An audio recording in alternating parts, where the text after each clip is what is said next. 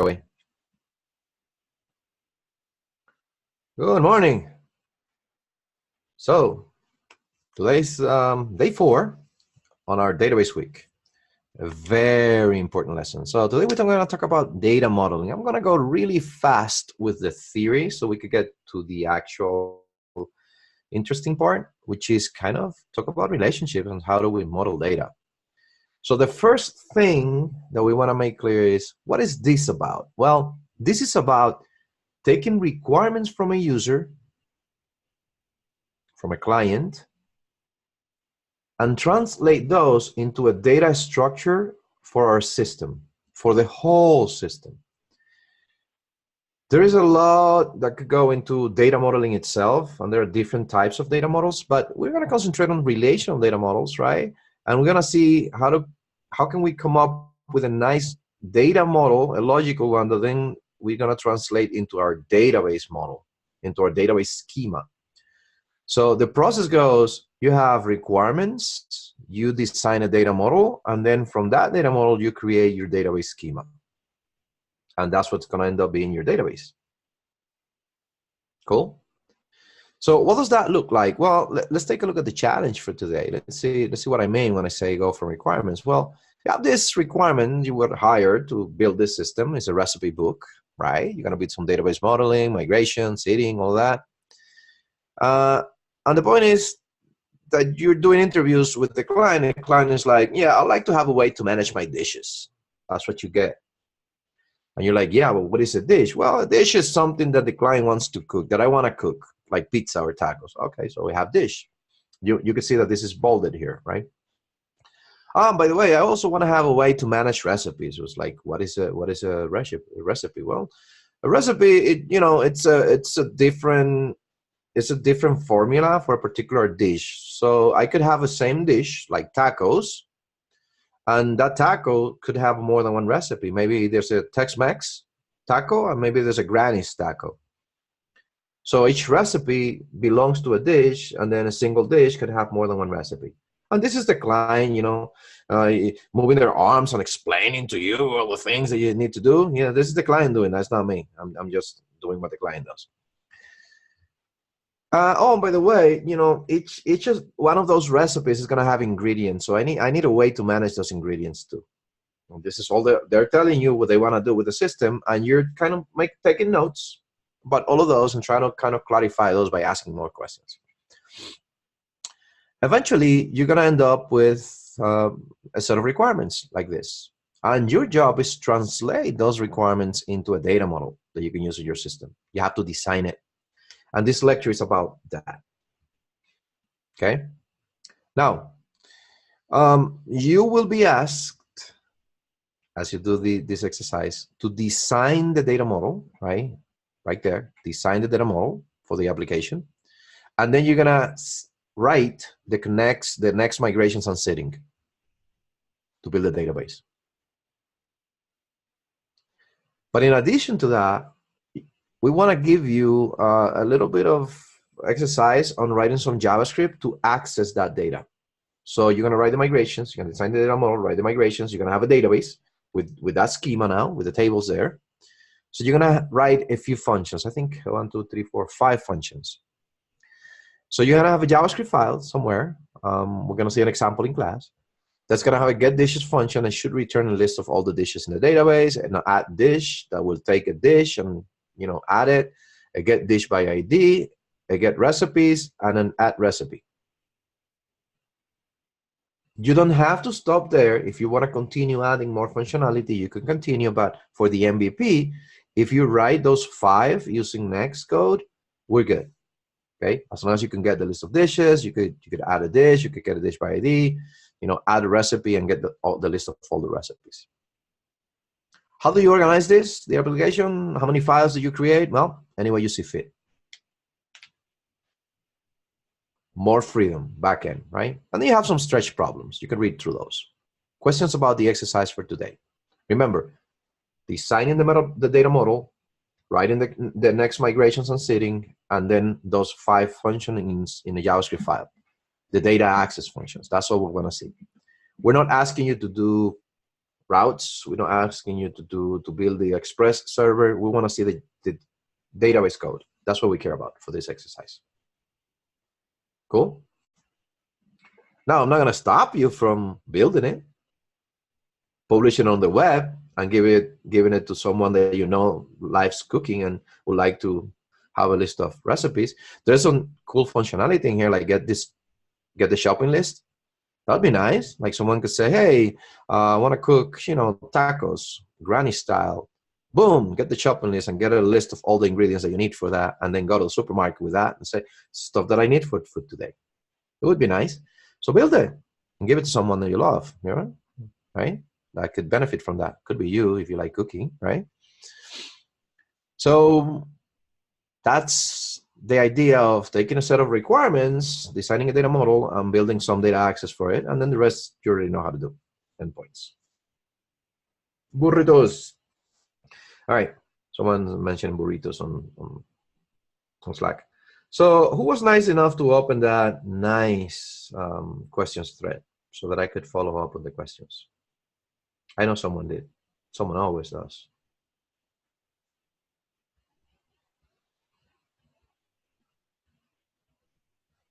Someone go do it then.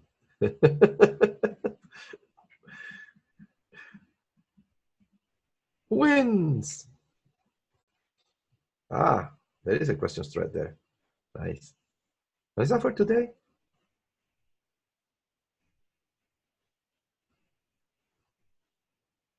No, that's from yesterday. Don't cheat.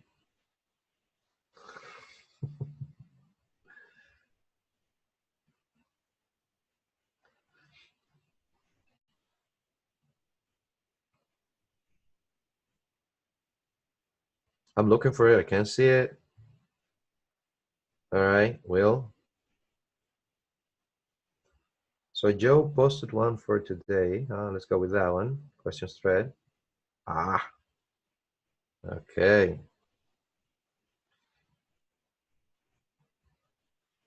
Thank you, sir. Good job.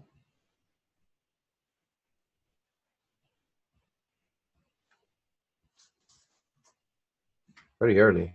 Cool. I'm going to be there. Thank you, chat, for bringing me there. I missed that. All right. So now we have a questions thread. Let's talk about data modeling. And here's the first thing that I want to teach you today, right? This is, if you only learn that from me, this is what you need to learn. The absolute best tools for data modeling are ears and pen and paper. You don't want to get fancy. It's kind of really hard for me to, do the whiteboard thing with you online. So I'm going to use another tool. But when you are doing your design for your data model this afternoon, pen and paper is the absolute best way to go. So I suggest that. And of course, you're not going to have any ears involved in this because someone else already wrote kind of the requirements for you. But when you are trying to gather requirements for a data model, ears. Listen, take notes, and then ask questions. Listen again to the responses and take more notes. That's key, okay?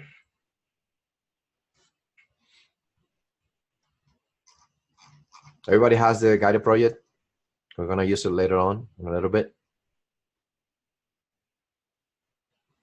Okay? Cool. Lecture begins now. For data modeling, there's a lot to be said, but we're going to take a pragmatic approach because we don't have the time to go 40 hours to talk about data modeling and the different types of data models. So pragmatic approach means I'm going to kind of walk you through a workflow. It is not the workflow that you need to be using, but it's a workflow that you can use, right? This is the workflow that I go through. And it's worked, okay? So we're going to see it from the practical point of view, not the you're going to know everything there is to know about data models, because you won't, right? Let me see if I can get this mic out of the way. There you go. And still have some sound. Perfect. Now, I'm going to write some notes in here because I like having notes, right? So let's go write some notes because that way you could keep those in addition to the ones that you're going to take for sure, right? So this is about, DB 4. And something that I want to talk about is, all right, you keep saying data model, data model. Well, you don't know what it is yet, but you're going to see as we build it. But what does it mean to create a good data model? A good data model. And it's going to have some properties for us. First of all, and remember the data model is what you design, and this is where the schema for your database is going to come from. This is where you decide which tables you want to create, which attributes you want to save for those tables. So it should capture, so a good data model captures all the data the system needs. But more importantly, it captures only the data the system needs. Look at it for a minute. So you don't want any cruft in there. If you hear the term, oh yeah, maybe in the future we're gonna do that, scratch it. It's not implemented yet. Yeah, but you know, changing databases is really hard. Not with migrations, it's not. So we don't have that problem that we had before, where we took 2 weeks just designing and analyzing the data models because we want to have it be future-proof because, you know, in 3 years, the company might decide that they're going to sell this other line of product, and we have to add all of that to the data model today where we don't need it. We have migrations now. You don't need that. Don't do that, right? Only the stuff that you need for the needs of the system right now. That's the only thing that's going to go into the data model. So that means another way of saying this is the data model should reflect reality. And there's a trick to that, right? And it's going to be different for all of you. You've got to find a way that you kind of learn how to abstract away the things that matter right now. And those are the things that should only make it to you. Only those things should make it to your data model. But your data model should reflect exactly what the reality of the system is. And that means reflecting not only the entities and the things that the system needs to track, but there are some subtle things that happen that you could also give it a name. And we're going to go through that process and see what they are. Okay? Of course, I said, yeah, you don't want to think about the future and start adding things that you don't need right now. But of course, you want the model to be flexible because, and of course, we have migrations, but still, it should be able to evolve with the system.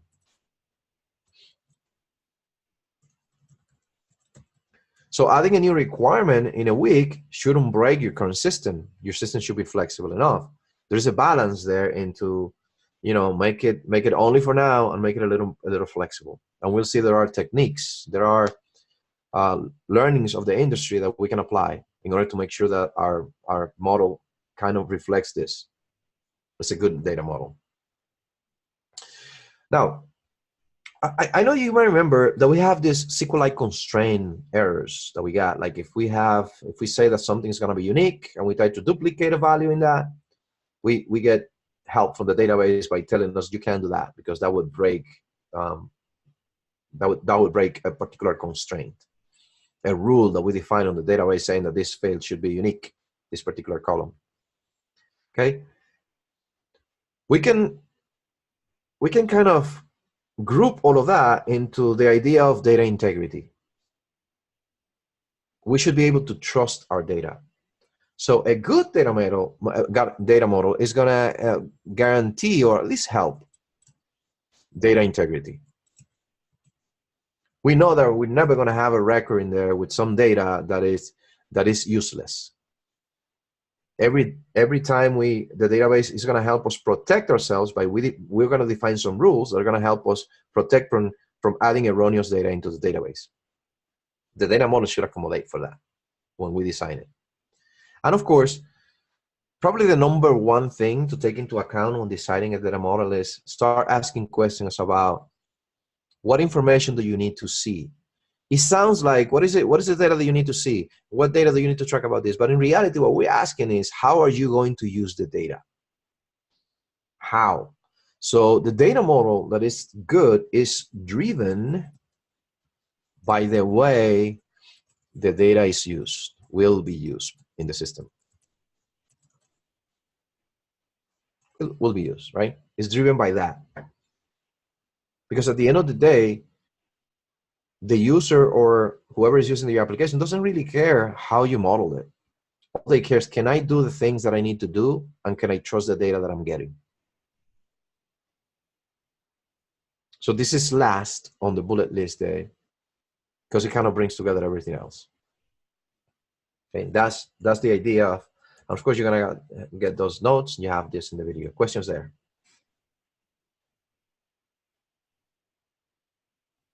And I'm looking at that question right there, right? So what does it look like? What are the parts? And again, remember that I'm not gonna show you diagrams and all of those things. I'm gonna give you the practical approach. What components do I see the core components of a data model? So what are the components of a data model? 3. You will have entities, you will have attributes, and you'll have relationships. That's it. Okay. Now, what are the entities? Well, you saw some bolded text in the exercise for this afternoon.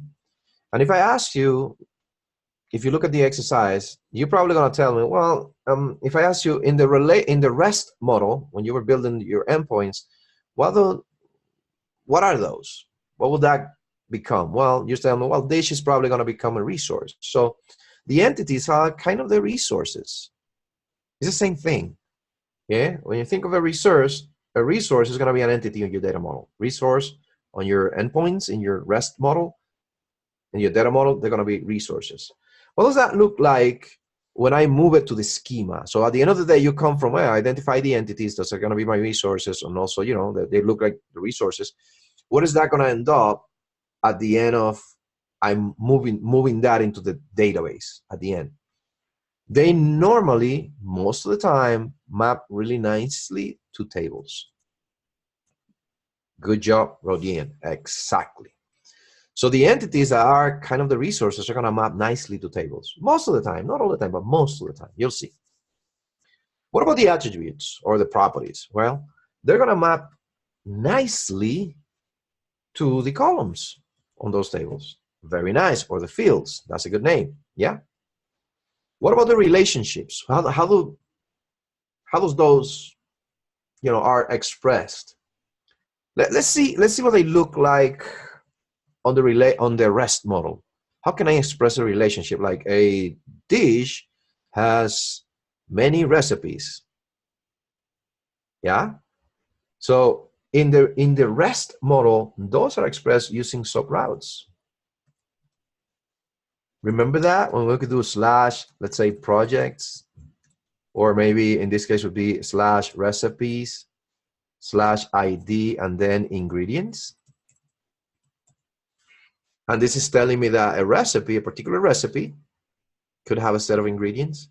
That relationship between the ingredients and the recipes in the REST model shows up as a subroute like this.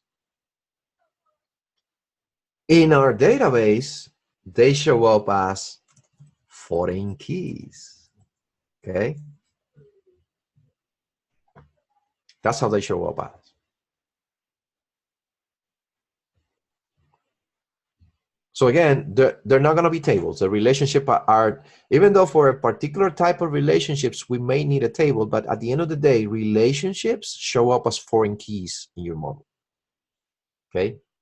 We're going to practice that together. Don't worry. I just want to get this context, high-level context out of the way and give you kind of a thinking model that is very pragmatic for this. Because if you go read books about this stuff, it's it's just, yeah. So we'll learn how to apply it.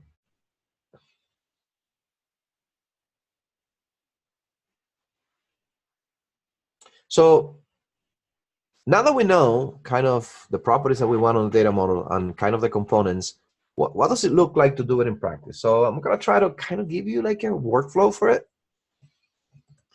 that is going to be very similar to this. It's kind of cheating right here. Boom. Right? Because the workflow is going to go exactly like that. You're going to say, yeah, identify the entities, right? That would be the first step because you need the entities. And the question is, what do they look like in practice? Well, they look like squares on paper. That's what they're going to look like when you're identifying that. So then you identify the attributes or the properties of those entities. What does that look like? Well, it might look like, is it bulleted lists? Like a bullet list, like this, right? So let's say that I am, in this exercise, we're going to talk about the tracks. So if I had a track, like tracks, like so, and I say, you know, what, I identify that I need a tracks entity, an entity for the tracks. Well, it's going to have an ID, and I can have other things like it's going to be integer, you know, this is going to be the primary key, it's going to be an integer, and of course, it's going to be auto increment. So what I'm saying is, when you identify your entities, they're going to be squares on paper. But then once you have those entities, you're going to be like, yeah, I know that, you know, and these two things, these two steps, you could do one or the other first. You could say, I'm going to do the entities and relate them. So I'm going to move it that way for you, right? And then you're going to end up doing the attributes. So do it the way that feels more natural to you. But when you're identifying the attributes, it's going to look like this. You know, say, well, probably needs a name. It's going to be a string, and you know, like 128 characters long. And you could even start like putting numbers in there.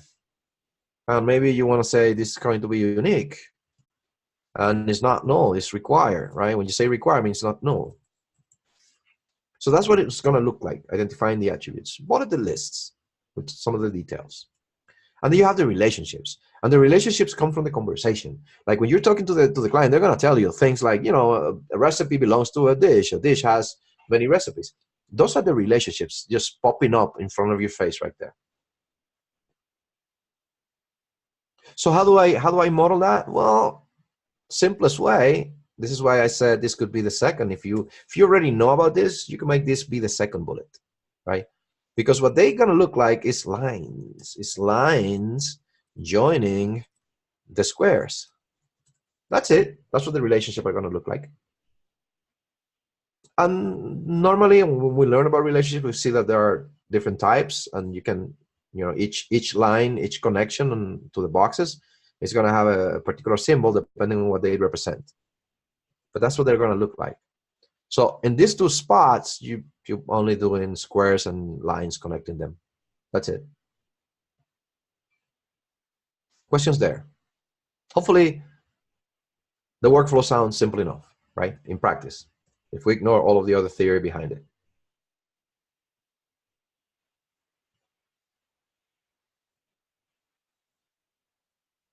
No questions? I want more questions. All right, then. Let's talk about relationships. And this is the last piece I'm going to do in this, other than maybe a few tips. Relationships. Well, the first thing I'm going to tell you is the way that entities relate to each other, of course. But there are three types that you care about. One-to-one. I don't have good examples of that. One-to-many. And many-to-many. I'm going to give you today some mantras. And for these mantras, yeah, of course, we're going to see examples for sure. Yeah, I know there's a lot of theory. I just want you to have those notes and kind of ask questions as we go through them, because you're probably going to go back to these notes and say, okay, what is the workflow? How can I go about designing my model? So yeah, we're going to have some examples. So I'm going to give you some mantras as we go along. I'm probably going to do a mantras thing there. For this, I would love it if you unmute yourselves and kind of repeat it with me, just so that you, because you're gonna doze off and fall asleep. I mean, I've been talking for like 20 minutes already. It's insane. Okay, so and unmute yourselves and just do the mantras with me. I'm gonna give you 2 or 3 mantras because they need to stick to your brain, because they're gonna simplify everything. So before I give you the mantras, one-to-one is kind of a hard one to find. I don't have like good examples of one-to-one.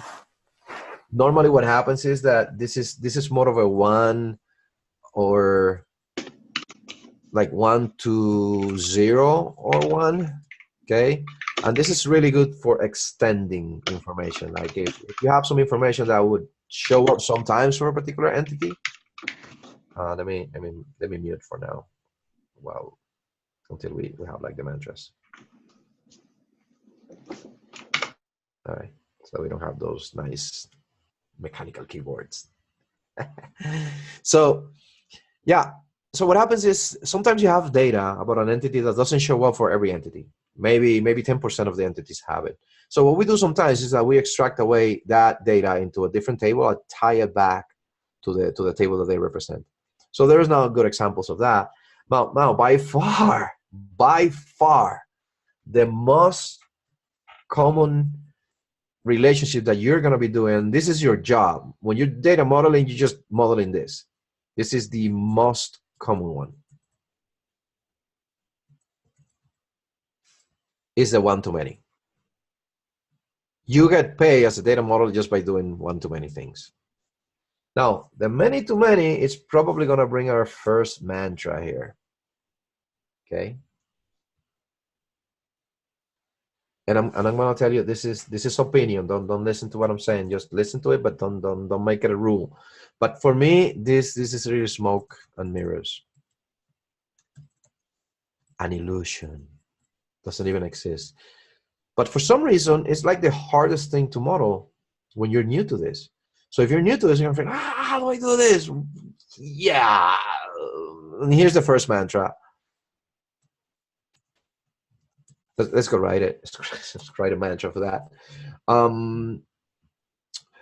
For a many, for a many-to-many relationships, many-to-many, we need, and what you're going to say is a third table. Okay, so first mantra of the day, because I don't usually fall asleep. Ready, I'm going to ask.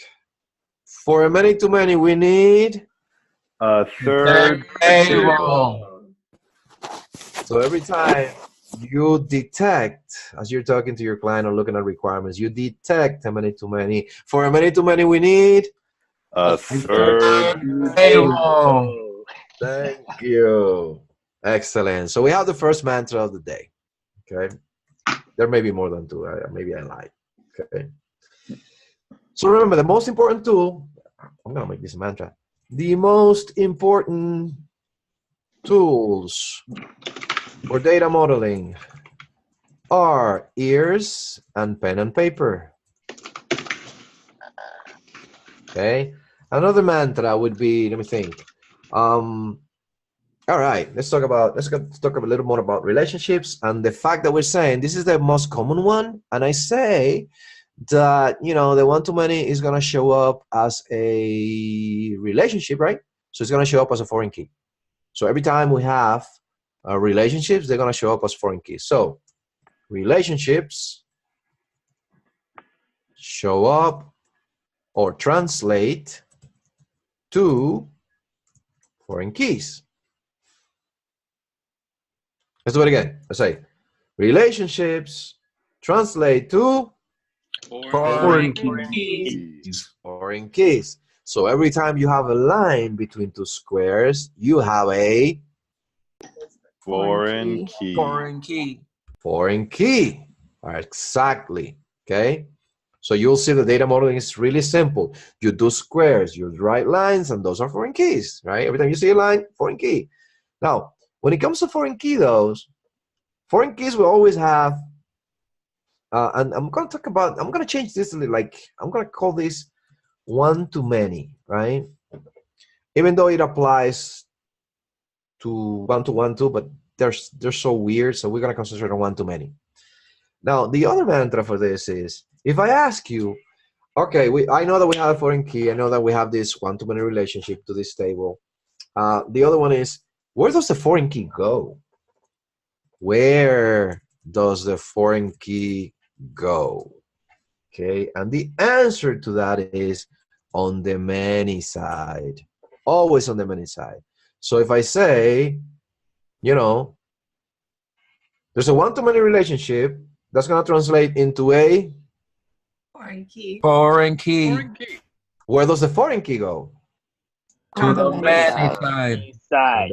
Always on the many side, right? Because if it's a one-to-many relationship, you have two tables that you're connecting. One, like the dish, is going to be the one side, and then the recipes, because one dish has many recipes, multiple recipes, several recipes, more than one recipes. All of those words that are going to show up in the conversation, they all mean one-to-many, okay? So the foreign key is always going to be on the many side. In that case, it's going to go on the recipe side, on the recipe table, okay?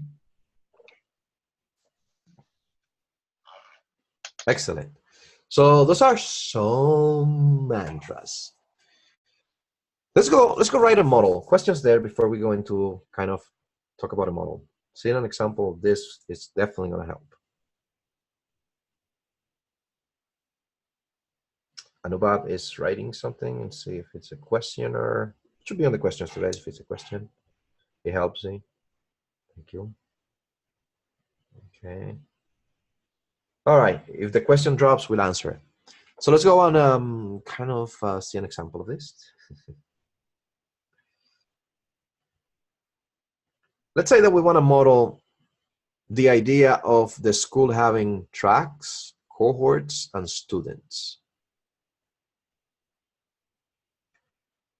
Thank you, Angelo, because Angelo, I normally used to do this on Windows, and I have like a graphical tool to design that on Windows. So Angelo said, well, you could use this, and you don't even have to kind of create an account for it. You could just say log in as a guest. And if you click there, you don't have to. This is a tool for me to show you this visually. You don't have to go in there to create accounts or anything. Okay. Remember that you do this pen and paper. I do it in pen and paper. I don't need a tool like this in order to do this stuff. So start now.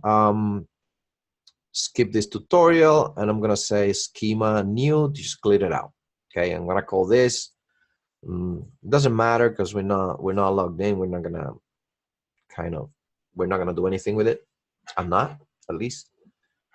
Okay, but we're gonna start having a conversation about the school tracks, cohorts, and students. You and me together here. So you can unmute yourself and just jump out and tell me what you think it is. So, the school has tracks, and a track would be something like like web development, iOS, Android, mobile development. So those are tracks. And then each track, like web development, which is the track where we are, will have multiple cohorts. You are WEB18, so that means that at least 17 cohorts were before you, right? So there's 19, 20, 21, 22. Perfect. But then you have students, and the students are connected to a cohort. So what we're going to be doing here is we're going to kind of talk about this the same way that you would talk with someone from the school telling you to build a system for them. Okay? So they're telling you, yeah, we keep tracks, and we also have students and cohorts, and the cohorts is filled with students, and the track can have more than one cohort. So we have 3 entities right there. We just identified the 3 entities that we care about. So let's do the first thing is let's write some squares, and you're doing this in paper. So I'm going to do insert a table, and we know that we have this table called tracks, with nothing there. Okay, perfect.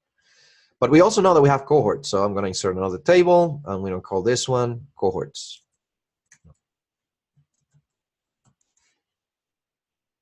This is killing me because it's uppercase there. So let's save it. So I have tracks, I have cohorts, right? Location doesn't matter for now. Insert table, and then I have another one here. And this is going to represent the most important part of the school, which is the students. Okay, this is where the magic happens right there. First step of the workflow, we identify entities that we care for this. Now let's see if we can identify some relationships in there. Well, of course we can. We could say, well, the cohorts belong to a track, so I'm going to put it to the right there, and then the students belong to a cohort. Okay, perfect. This works. But in order for me to define, remember, these are relationships. So I need what to represent them with pen and paper? Foreign key. Yeah, we need lines on pen and paper, correct? So when we design the model, those lines are going to tell me how the tables relate to each other. But I'm going to need foreign keys. So this is a limitation of this tool. In order for me to define the foreign key, I don't know how to do it, by the way, so we need to figure it out. I don't know how to do it. But we're going to need primary keys. So every time you have a foreign key, you need to have primary keys. So for this exercise, in pen and paper, you would have the squares with the names, and then just draw the lines, okay? So for now, I'm going to say, I'm going to have an ID. It's going to be a type integer. And ignore the tool, please. And I'm going to say this is the primary key and save it. I'm going to do the same thing. ID, it's going to be an integer. And it's going to be the primary key and save it. And then here, ID, integer, primary key and save it. So now at least I have 3 tables with primary keys in it, so I could have my lines connecting them. So here's another tip. It's not going to be a mantra, but here's another tip. You pick 2 entities at a time and ignore the rest. So I don't care about students. That doesn't exist for me. When I'm modeling this, I'm going to pick 2 entities and ignore the rest. Okay? Imagine that this is like on another screen that you can't even see it. I don't know. There you go. It's not even there. I'm going to concentrate on these 2. What is the relationship between these 2? Well, a track has many cohorts. So where does the foreign key go? Cohorts. On cohorts, on the many side, right? So what does they look like? Well, it's another field that you're going to add. I like, and this is a preference, I like to call it the table name and then ID. So I would say like tracks ID. It could be track ID. Okay. And it's got to be, when you're defining a foreign key, it's got to be the same type of the primary key that you're going to reference. So it's going to be an integer because the primary key, the ID here, it happens to be an integer. Okay, this is not going to be auto increment.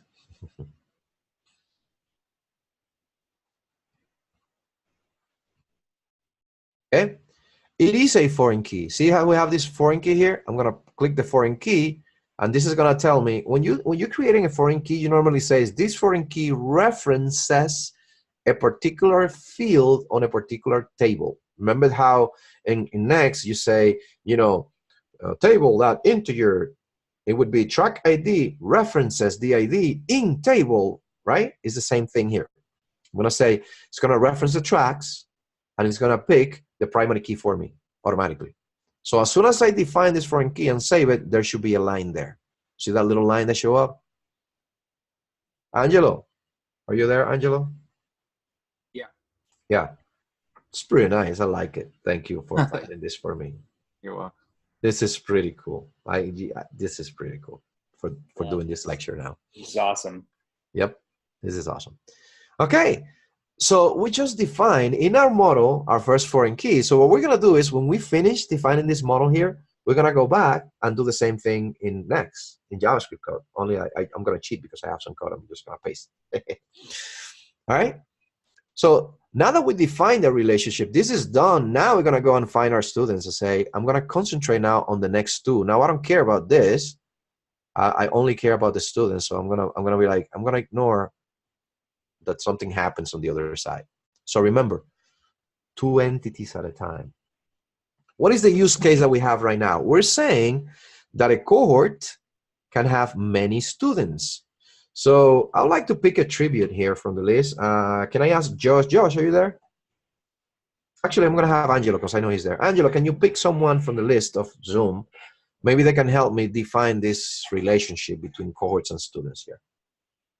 Yeah, let me see. Somebody Just go up and down. Anubhav Bambri? And above. And above. Oh, he just posted right now too. Yep, and above. And above. Yep. Hey, So, good to talk to you for the first time. yeah.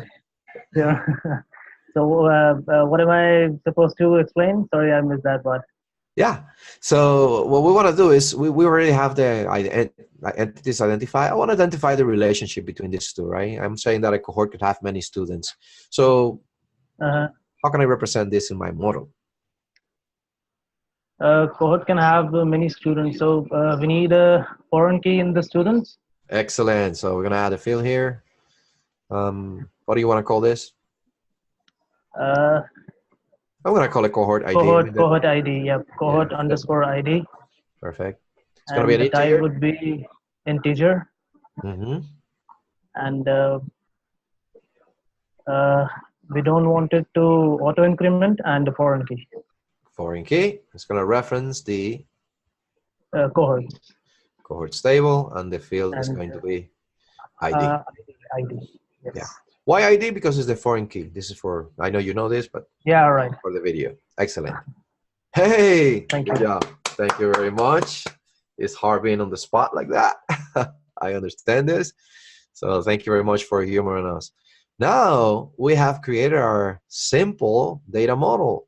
But what if this model has, 500 entities? We don't care. Why we don't care? Because we only concentrate on 2 entities at a time. And we can certainly model a relationship between 2 entities. Because it's always defining a foreign key on the many side. That's it. That's all there is to it. Okay? This model, even though we didn't talk about normalizations, if you go down here, you're going to see there's a lot of theory about normalizations. Yeah, this model is going to end up being normalized just by following this workflow. So go and read about normalizations. That's really important that you read about it. You might not understand half of it.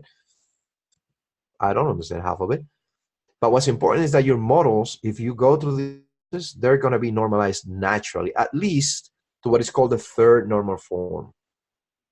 For most cases, a model that is on the normal forms are a set of like guidelines that you have, and they are cumulative. So the idea here is if you apply, you take a model, any model, and you apply the first normal form, in order for you to apply the second normal form, or say that it is in the second normal form, that means that you already applied number 1. So you have to, one builds on top of the other.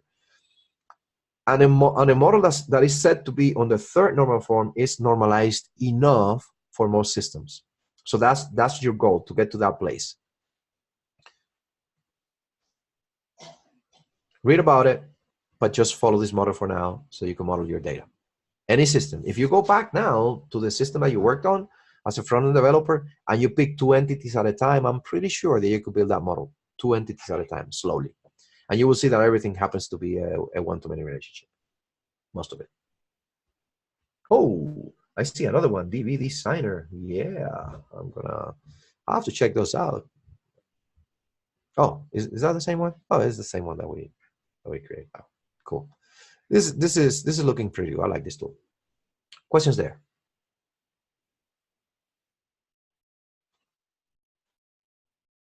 So if I asked here, I'm not gonna do the poll, but if I asked you, and I want you to think, for you, you don't have to answer me, but do you feel like you can model a relationship between 2 entities now? So as long as it is a one-to-many relationship. Yeah, right? That's what you're gonna be doing. Okay. So let's say that, about 6 months later, Austin Alder, our CEO, realizes that we need to let students participate on more than one track. So maybe, Angelo, when he's done, helping the group out, he decides that he wants to learn data science. So he signs up for the data science track, and he's going to do that through a cohort, right? He's going to join a cohort of the data science track. We can't model that anymore, because that would mean that we have to go and change the cohort that he's in right now for the new cohort, and we lose the history. So the reality of the school, and this is I do this exercise this way because this is normally what happens. You have some limited knowledge of the system that you want to build, and when I say you, I mean even the client, the person asking for the system, they have some limited knowledge, and then they learn more about it as time goes by. So that new knowledge bring with it new features. And this is why we keep jobs, because the systems keep changing. If they had a pretty good idea of what they want to build, they hire us, we build it, and then we're out of the job. But systems will evolve over time, and new requirements are going to show up. So Timothy says, yeah, we need to find a way to have some kind of some kind of way to establish that a student can have more than one cohort, and a cohort is going to have more than one student. Is that a one-to-many relationship? No, right? What would that relationship look like? Go ahead, type it on Slack. Let's write it on Slack. Yeah, it sounds like a many-to-many, because a student could be part of many cohorts, and a cohort can have many students. So it's a many-to-many. So let's repeat that mantra again. If I have a many-to-many, what do I need? A third table. A third table. Yes. Many-to-many means a third table. So let's go and create that table.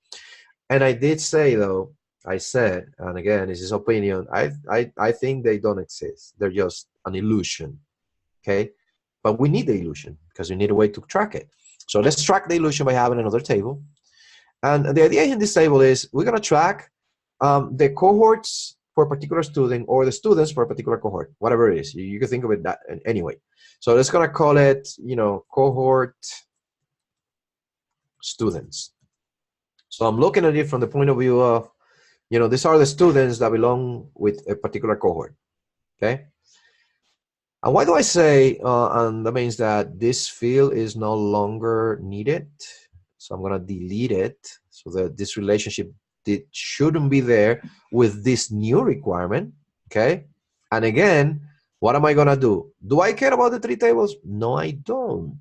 I'm gonna concentrate on two entities. I'm gonna say, okay, what is the relationship that exists between the cohorts on this table? ID. Yeah, believe it or not, it's still a one-to-many. Between the cohorts and this table, like if we ignore the rest, we ignore the students, right? We concentrate only on these two. The relationship here is for each cohort that we have, there may be multiple rows on this table right here. Because we need to track the students for each cohort. So this cohort, WEB18, if we want to have students track all of the students for WEB18, we're going to need many rows in here, right? And they're going to look like, well, the WEB18 cohort is going to have this student. The WEB18 cohort is going to have this other student. So we're going to have many rows in here. So it's going to be a one-to-many. So the way that I express that, first of all, I'm going to give this an ID, just we have a primary key on the table. It's not needed. You can have a primary key that is, you can have a key that is a composite key that would have two fields, but for simplicity, we're just going to have this one and say this is the primary key. It's going to be auto increment, save that. And then I want to express that one-to-many relationship. That one cohort is going to appear many times here, one time per student, right? So I'm going to say this is going to be the cohort ID. It's going to be an integer. It's going to be a foreign key pointing to the cohorts table, the ID field. Save that. Again, one-to-many relationship. Now I'm going to ignore the cohorts altogether. I don't care about that anymore. And I'm going to concentrate on this. And I'm going to say, I need to have a record for each student. If the student is in more than one cohort, the same student is going to appear more than one time here. One per cohort, right? So there is another one-to-many relationship between here. A single student can appear more than one time here. So the foreign key goes, again, since this is the many side of the relationship, the foreign key is going to be on this side. So I'm going to say, add the field. It's going to be the student ID, integer, foreign key to the student's ID. Save that, and now we have many-to-many relationship. And here's the smoke and mirrors, right? We set out to create a many-to-many relationship. What we ended up with was with two one-to-many relationship, one on each side. So the many-to-many happens in this table in the middle here. But in reality, if you think about it, what we did was model to one-to-many. One at a time. One side first, then the other side. Can you model a many-to-many relationship? If I gave you this exercise right now, and I'm going to ask that you could either do it on paper and then show it up or whatever. So if I gave you a couple of rules and I say, if I give you a different one now, and I say, let's say that we're modeling Slack. Okay, we're modeling Slack. And I say, and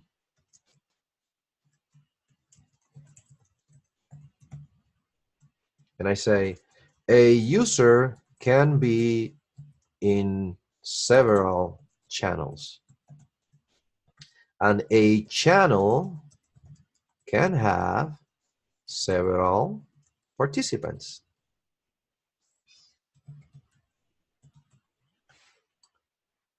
This is your exercise. I'm going to make this one line so I could drop it on Slack for you. Okay, so you have to be reading all this from here, switching. So this is the exercise. How would you model that relationship for Slack? Can we do this? Can we take a 5-minute break and then come back and do this? You think?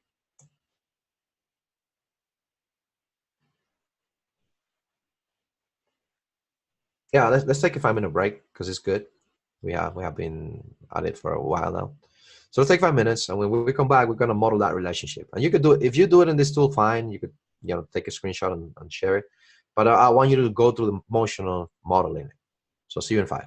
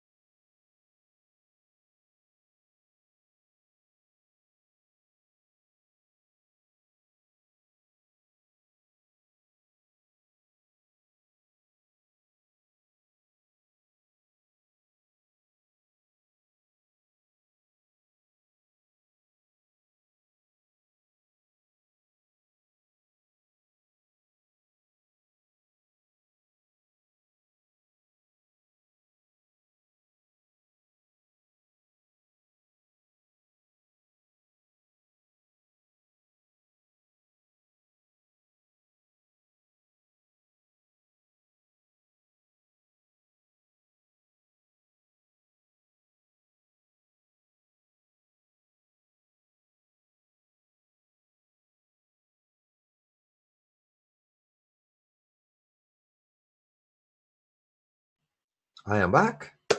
So take some time and see if you can come up with a model for this, the model of Slack, where you can have multiple students on a channel, and then a student can be part of multiple channels. See what that looks like.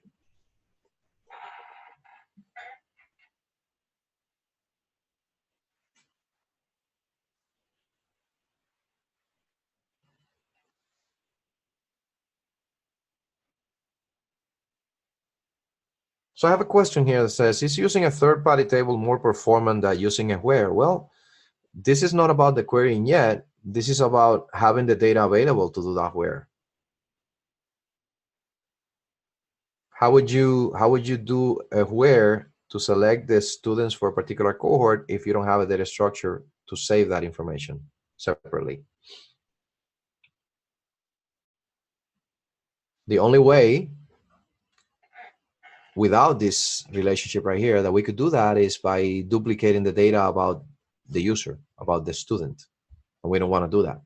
We want to keep the data about the student once, and we only care about the information that we save here. So if you want to see what that looks like, as an example, let's see if we come up with the exercise first, and then I'm going to give you a kind of an idea of what that would look like.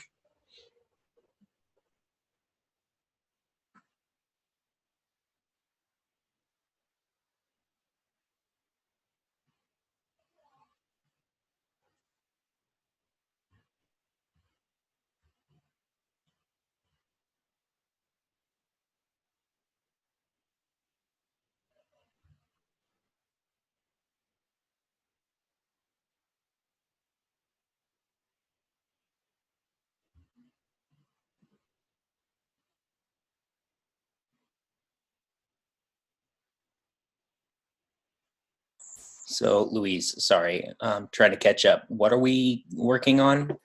The red test on Slack. A user can be in several channels, and a channel can have several participants. We're modeling Slack. Great. Thank you very much. Yep.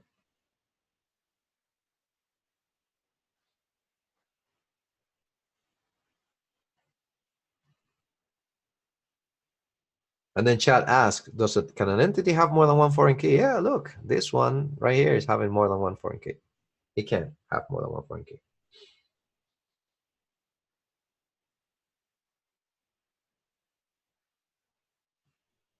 Another one is, can I see all the, the students on a particular track? Yes, you can. All you have to do is join, because you have a way to find the track for each student. You would have a three-way join. You join tracks to cohorts, and then cohorts to cohort students to get the student ID. If you need the student information, you join all four tables, and you could get all the data that you want.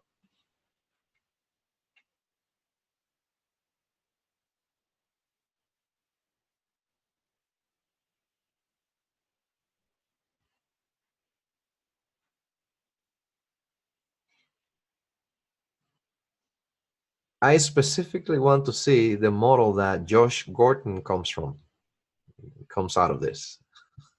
I want to see what it looks like.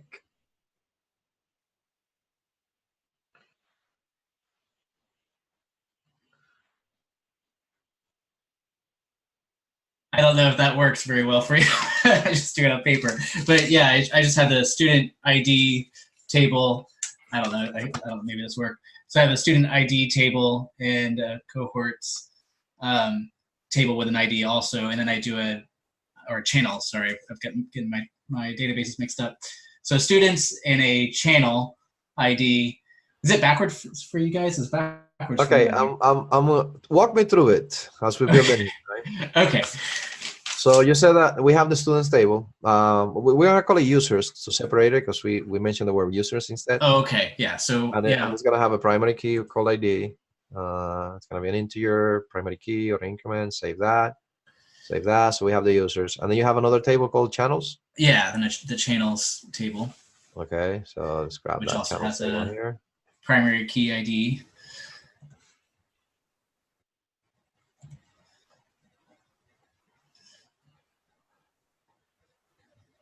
Thank you, Angelo, for this tool. And what else do you have? And then I put a third table in there, in between there, okay. Which is the user's the different channels that they can have, and that would have a foreign key. So you call it user channels? Uh-huh. Of course, we're gonna have this ID, primary key, save that, and another one, and this is gonna be what? That'll be a foreign key Okay. that will be coming from the table users. So it's gonna be the user ID, foreign key from users. Yeah. ID, okay, and then another foreign key which will be coming from the channels. So the channel ID, foreign key to the channels ID, save. Yeah. And that's how I had modeled it. Okay.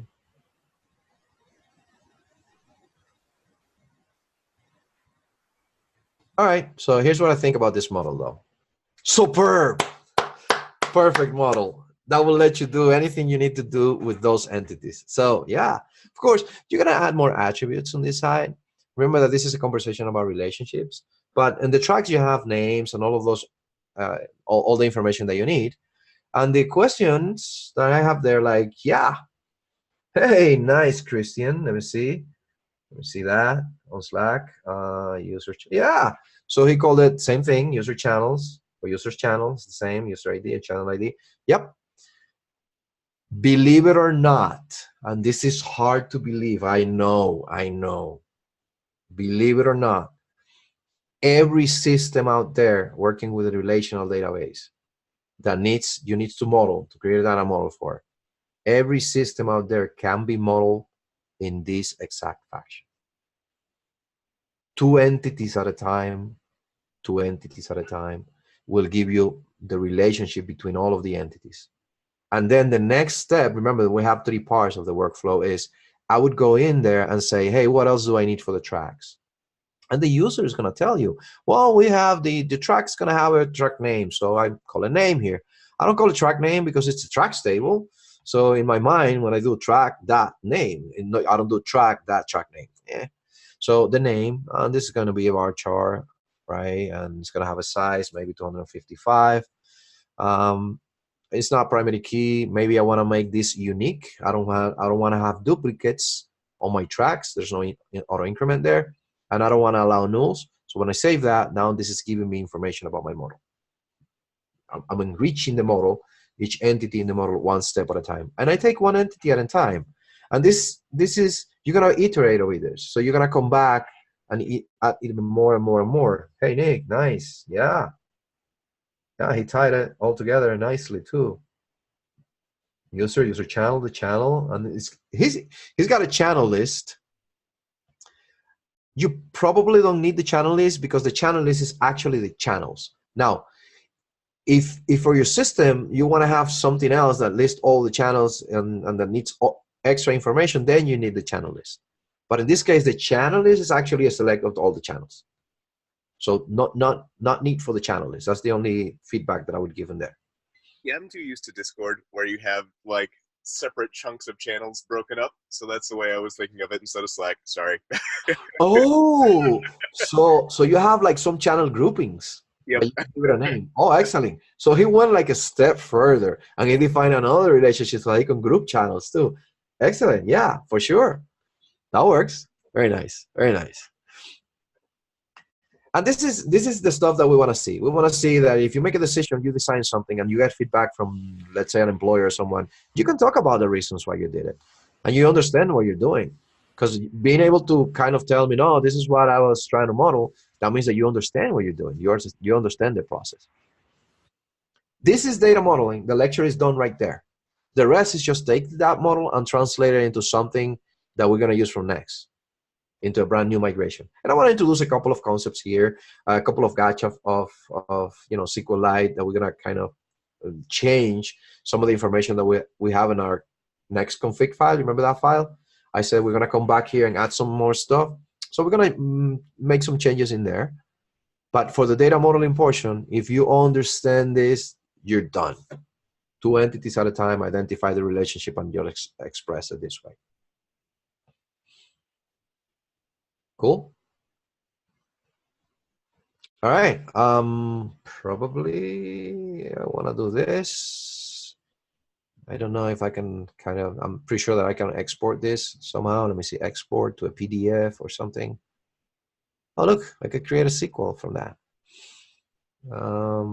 Email, Luis. Oh, this is asking me to create a new account. Yeah, no thanks.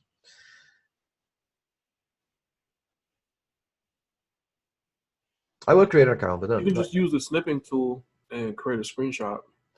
yeah, I'm not a Windows, so Oh. yeah. Does Mac not have a screenshot feature? Yeah, I did it. It's just different from the snipping. The snipping tool is so much better. It is. So, oh man, so really, all right, upload.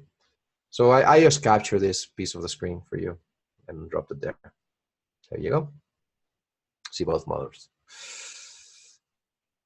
All right, so we're gonna move away from this and kind of express this relationship that we have up here, but we're gonna do it in our project, okay? We're gonna do a few things along the way. I'm gonna move really fast on this portion of the lecture because some of it is just gonna be a review of what you already know, okay?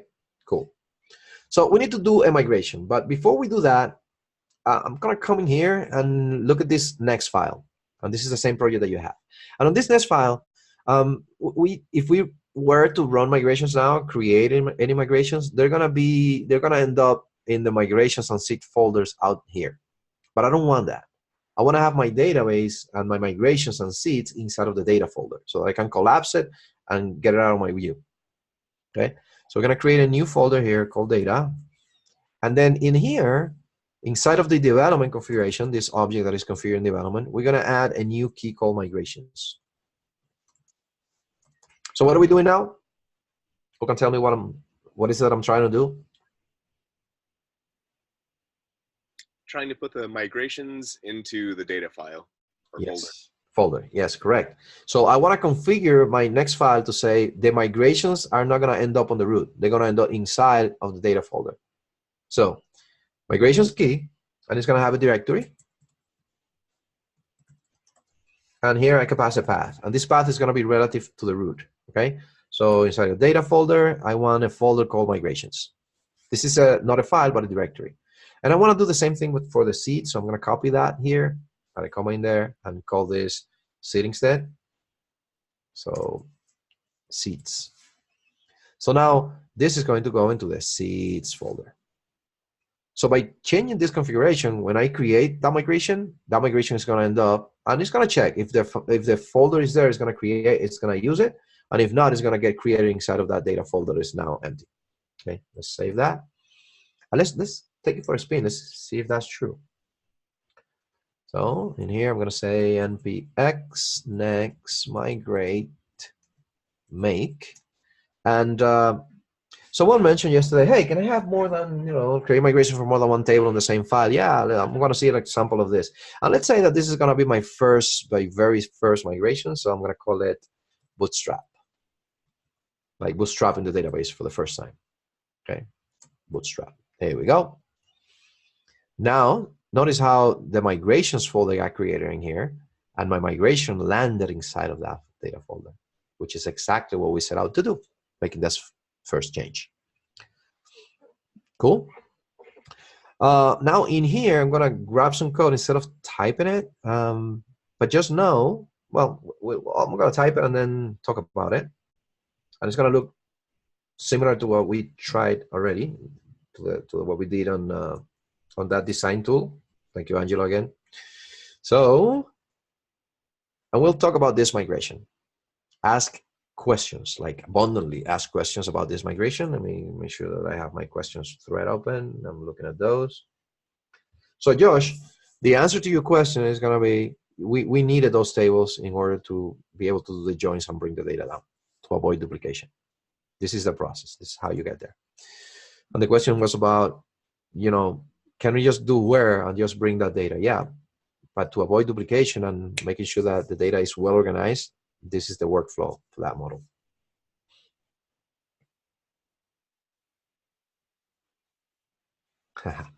All right. So in this case, I remember that we're creating tracks, and then we're doing cohorts, and we're doing the students, and we have this other, cohort students table. Here we go. So the model that you saw there graphically, now I'm expressing it here. And it's easy. Now, there are some gotchas, and you're going to have those notes. The tables must be created in the right order, right? Because we have the foreign keys. And let's talk a little more about foreign keys, okay? The foreign keys are rules that we define on the database, and we can configure those rules in different ways, okay? So when I go here and I go and explain how cascading works, you'll understand what I mean by that, okay? What this is doing. So let's see the first table. We decided that we're gonna create a table called tracks. It's gonna have an ID, and it's gonna have a name, 128 characters. We made it 255, that's not important. It's gonna be not nullable, and it's gonna be unique. You know how to do this. But what you haven't seen before is, this used to end here, but we can actually chain another create table. So we could call another dot create table, just chain it at the end of this, and create the cohorts. So why do we need the tracks table to be created before the cohorts table? Because there is a foreign key here that is doing a reference to the ID on the tracks table. So the tracks table must exist.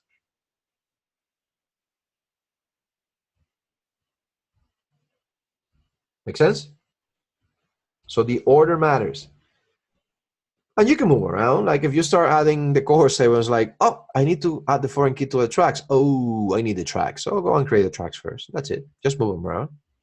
And then after you're done with the cohorts, and the cohorts has, and let's talk about the foreign key now a little more. This is where we talk about this. Now, I'm gonna give you a scenario.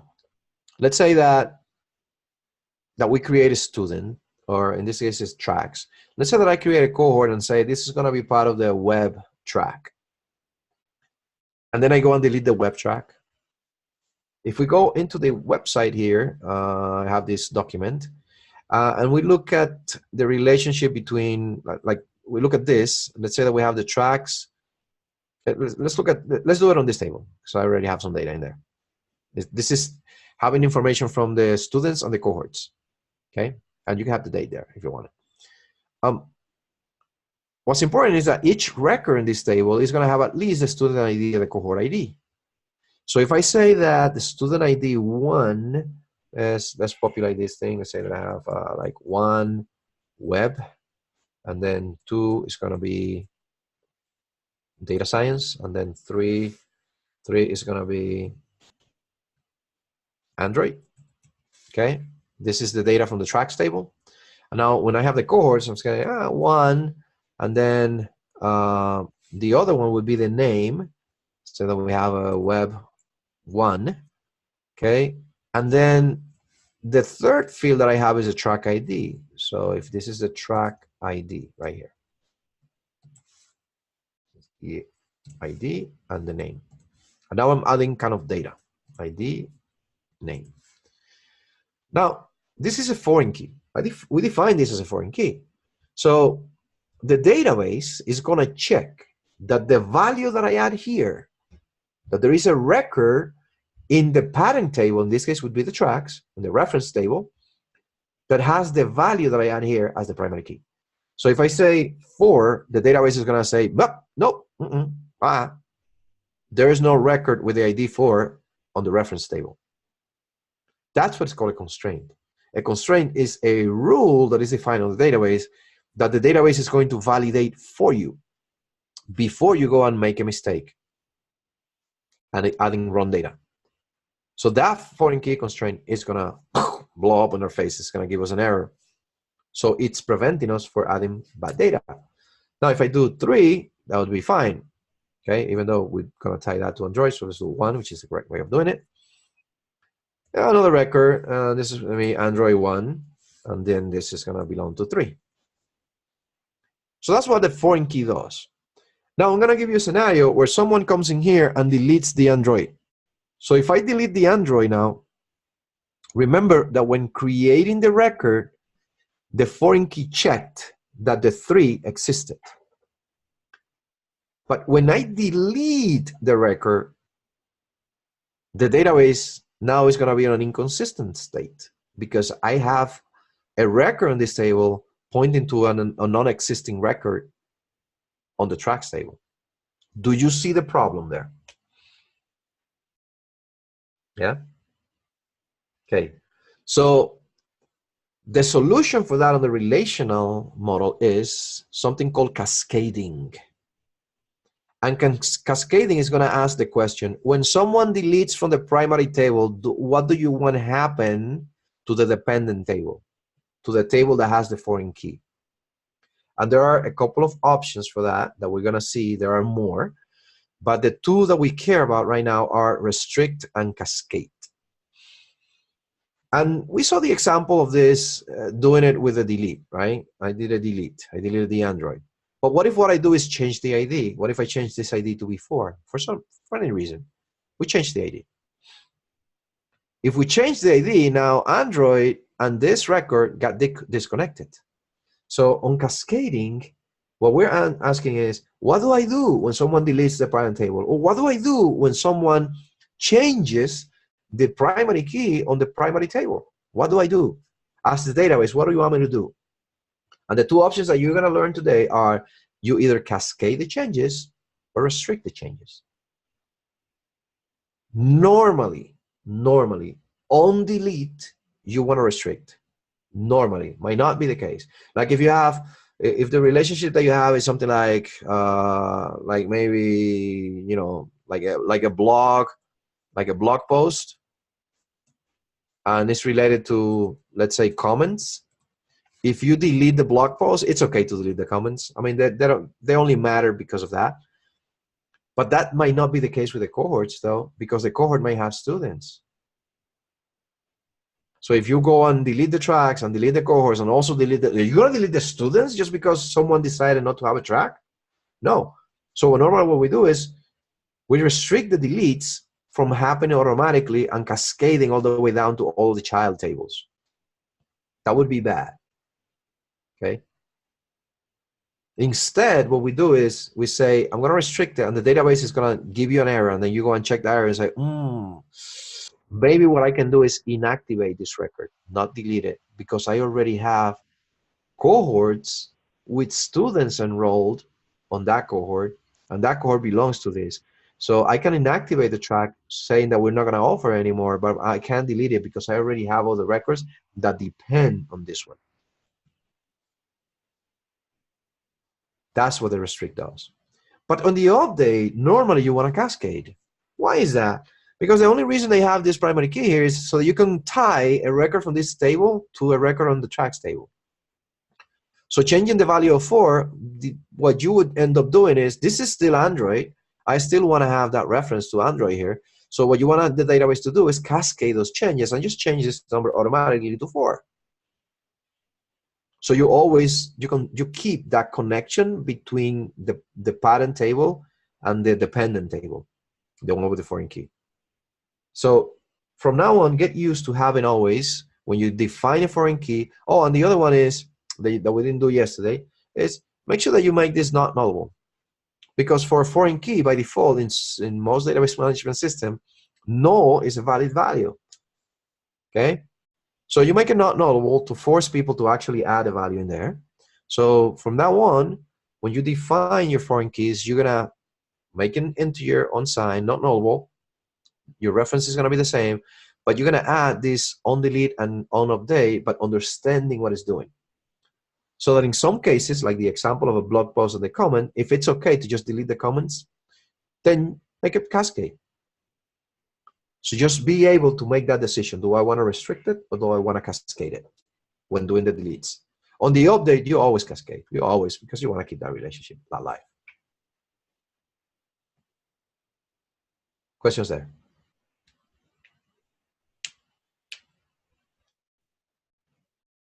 Right? So what we changed? Well, we changed this to have the migrations on the seeds directory pointing to the data folder, and we added this migration for bootstrap in the database. And we know that we can, chain create tables command calls one after the other, so that we can create all of our tables in one go. So this would be a single migration that is going to get our database bootstrapped. What about the deleting? Well, the deleting needs to happen on the reverse order, because the database is going to say you can't, remember that we have this delete restrict thing. If you try to drop, let's say, the tracks table and it's got the pending cohorts table, it's going to tell you you can't do that.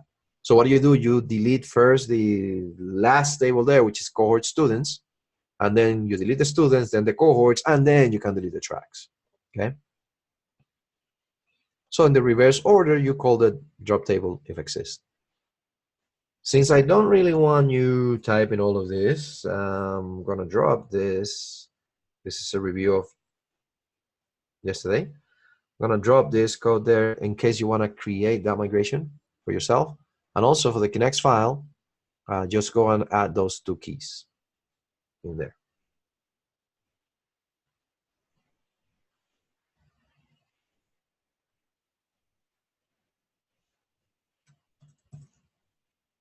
Let me know when you kind of create a migration and drop that content in there, and also when you modify the next file, because we're going to run the migration.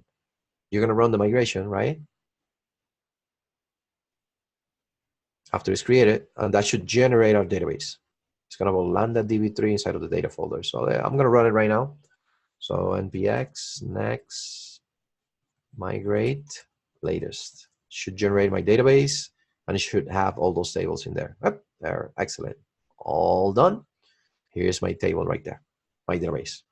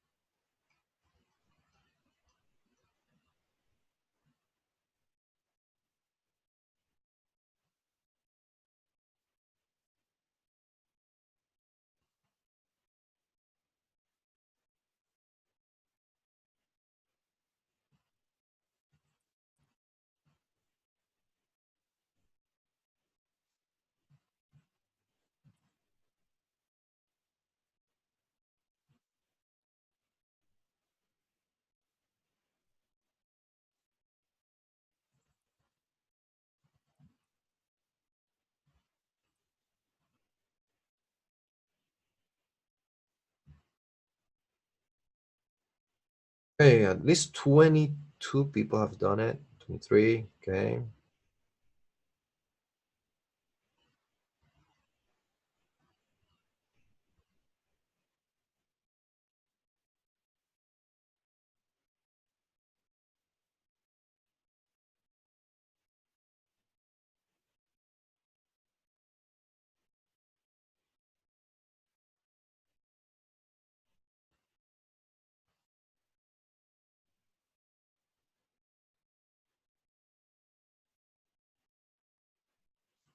Everybody's up to date. So the best way to view DB3 files, you cannot. There are extensions for Visual Studio Code. Just find one that will let you open the database. But this is a binary file, so it's not a text file like code, so you can't really see it out of the box. You need an extension for that. I don't have one. I don't think I have one installed. So you would need either an extension of Visual Studio Code or SQL Studio Lite.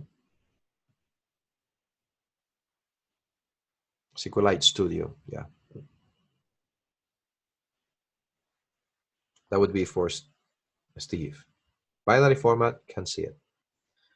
Restrict, yeah. So if you understand the problem that we explain here, where we say, what happens when I delete a track, what happens to the child cohorts that were tied to that track?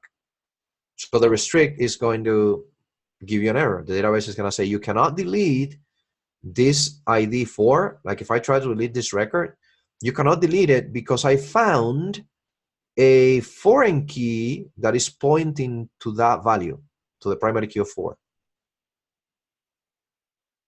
So if there are child records tied to that particular record on the parent table, the database is going to block it. That's what restrict does. It's going to give you an error and it's not going to delete it for you. And that is a good thing, because if I remove Android from here and I have now this child, this thing is orphan. It's like, yeah, this belongs to track number 4. And when you go and do the join, it's like, I don't know what track number 4 is. That's inconsistent data. Very bad having inconsistent data. So restrict is going to help the database protect you.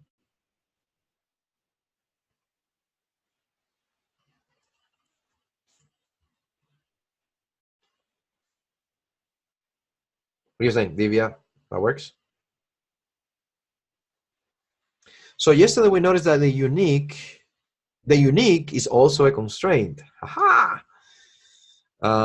So yeah. So you notice that the unique was not working. It should be working, but out of the box, the unique constraint works. Maybe something else was going on there. Maybe the database did not have the latest changes with the unique applied or something. Maybe you run the migrations and then change that to add the unique, but the table was already created. So if you have the unique there and you nuke, just delete the database and run the migrations again, it should enforce it, hopefully. If not, there is a bug there. It should work out of the box though. It would be strange. What may happen though is when you open it in SQLite Studio, you don't see the checkbox marked. But if you try to add a unique record and duplicate it, you get the error. But I think that's a SQLite Studio bug. That may happen. That I've seen happen. That it doesn't show the checkbox there. Yeah, that happens for sure. Yeah, it happens to me too. Yeah.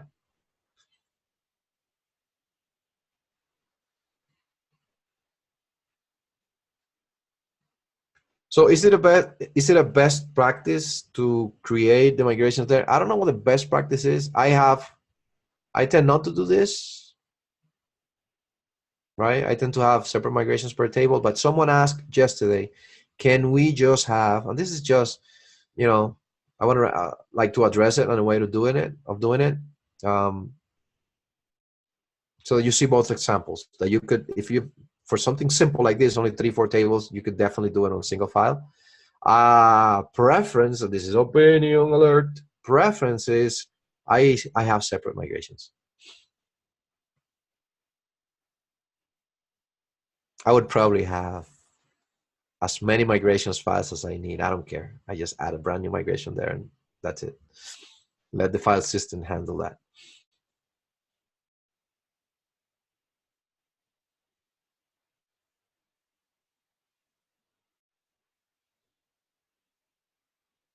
Okay.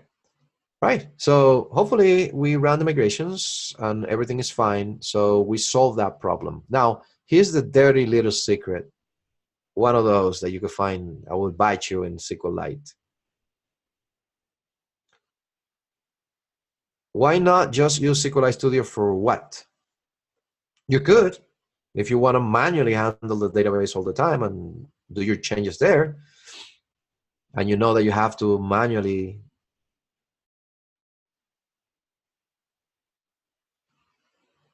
So what happens if you have version 2 of your software and then you also have version 3, like a lot of softwares have? That you have Office 2007, Office 2009, and it's the same Office, it's just different tracks. So what happens if, you know, a year from now, you need to come and download this version of the code to make a fix on this version of the code? Your database has changed dramatically and it's no longer in sync with the code. That's the benefits that we tried to explain yesterday of having migrations. That the structure of the database is going to move together with the code that is using that structure of the database, that schema. Your code is expecting the database to look a certain way. So when I do a push here, and in 6 months I need to come back and pull this commit, the code expects the database to look a certain way, to have a certain schema. Migrations let us do that. Let us keep that synchronization happening at all times. So I consider that to be a best practice. Use migrations for your schema maintenance. Yeah, for sure. That is an excellent question, Will. Thanks for asking that. Excellent. Because I told you yesterday, you might not see the value of this yet. Trust me, there is so much value on migrations. It's so cool. All right, so this gotcha is SQLite does not enforce foreign keys by default, which means that we went through all of this work to define these nice foreign keys, but then again, you could go and insert something on the cohorts table with an ID of something that does not exist in the tracks table, and SQLite would be nice. Okay. It would just insert it. It was a design decision. I don't know why, but they decided to do it this way, okay? And it stayed over time. So what we do is, and I'm gonna ask you that from now on, you define this different key in your next file to guarantee that you enforce foreign keys, even when working with SQLite. It is very important to help our database help us, to give the database the tools so that it can enforce those constraints and help us out by keeping us safe from inserting wrong data in there, inconsistent data. Okay, so there is this key, and again, this you don't have to know how to do this. This is a dark thing to find online if you were researching about this. So just copy this, and it will fix it for you. And there's this pool, and the pool is used to configure how many connections you can have for the database. Is also configured to run some code that will run like whenever you open a connection to a database, you can kind of configure some things. So what we're gonna do is, after that database is created, this create is like the connection. After you connect to the database, I wanna write some code before I can use the database. So this after create is gonna do that. And what you're gonna get here is, remember that we're working with the connection. So what you're gonna get here is a reference to the connection that you can use, the connection to the database, and also this kind of the same thing that we do in middleware, this done function that we can call to say, hey, I'm done. Okay, that's how that works. And then in here, we're gonna configure the connection. We're gonna say, for this connection that I have to the database, please, please, please, I wanna run some configuration on the instance that I'm using, on the connection that I'm using. And the configuration is called pragma. And there are different pragmas. The one that we care about is the one for foreign keys. So we're going to say foreign keys, and we want to turn that on. Okay. And after that's done, then we're going to pass the done function. So this little piece of code, by being in your next file, if you connect using this configuration, and that's the next step that we're going to do, use this configuration. If you connect to the database using this particular configuration, you're going to have now foreign keys constraints enforced by the database. So I'm giving you this piece of code again. You don't need to remember it. You just need to have it there so that you can use it. So please add it inside the development object. So if you see, everything is inside that development object configuration there. Add it right there.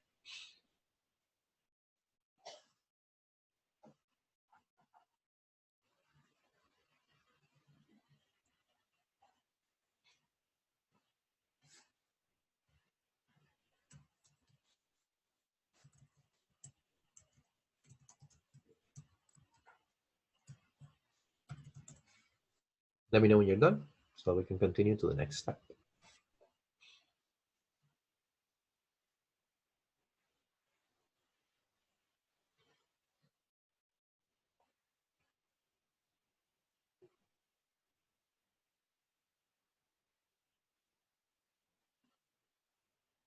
This doesn't need to be in place in order for you to create migrations, just so you know, or to run the migrations. That's not going to affect it.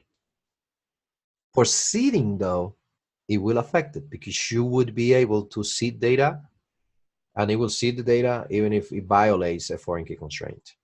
So you want to have this in place before you go ahead and seed. Notice that we run the migrations, it's fine, but we haven't seeded any data yet because we wanted to have this in place.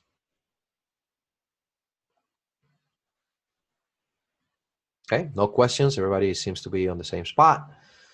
Now, I said you know, this is going to come into play if we use this configuration object there. So instead of having our configuration object within the code, like we did yesterday, and we left it there on purpose, right? Because we're using this only for the front-end migrations from the command line.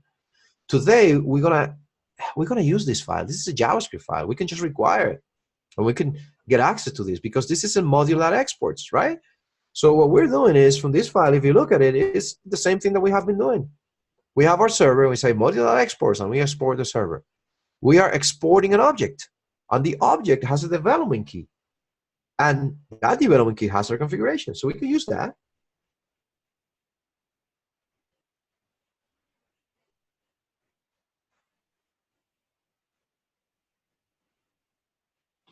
So is it possible when seeding data to stop it from deleting the data that was previously in there? Yeah, just don't do the truncate. Because what you're doing with the truncate or the delete, yeah. If you don't have the delete or the truncate, that will work. It will just continuously add data to it every time you run it. Simple fix. I wish everything was like that. Okay, so since we know that we can now just require this file and grab that development key and use that to configure, let's go make some changes. Let's go into our API.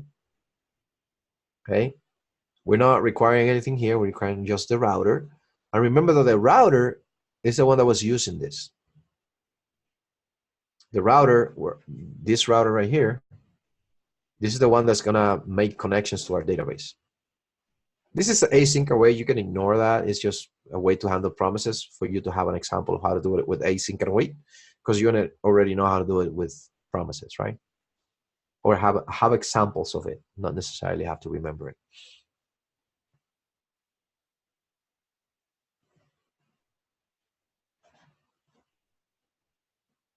So the next two steps that we're gonna do, it's important that you understand what we're gonna do.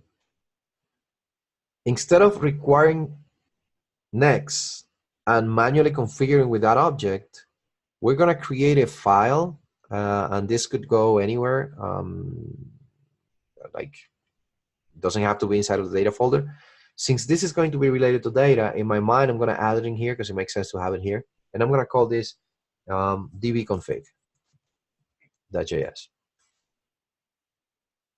And this file is gonna be, the responsibility of this file is going to be bringing next and configure next to know how to connect to our database. So stuff that we used to have before an index or inside the router, I think it was, I'm going to extract it out and have it here. So from this file, I'm going to export a configured version of Connects that I can use anywhere. So first, we need it. So I'm going to say bring in next here. And now, also, I want to bring in my config, right? So the next config is going to come from, who has it? Well, if we get out of the data folder, there is this next config file that we can bring in, right?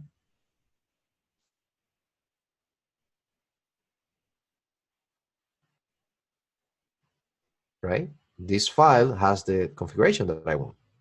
So I'm going to bring it in here. Now that we have it, what is it that we export out of this? We export an object, and the object has a development key. So now, normally what we did before is we say const db equals, I'm going to call next, and we're going to pass in the configuration object. Okay, so in this case, we have this connect config, but we don't want the whole object. We want this object in here, so we need to drill in and grab the development key from it. And this is going to return the configuration object that we have right here, this configuration object. Okay. Questions there? Do we understand what this is doing? Since we have it, now we have a configured version of this. We can just make it available to the rest of the application by saying module.exports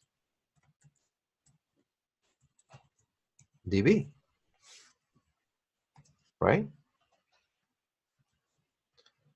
So now any file in our computer on our system that needs this configured version of Next just has to import this file, and it's gonna get it right there.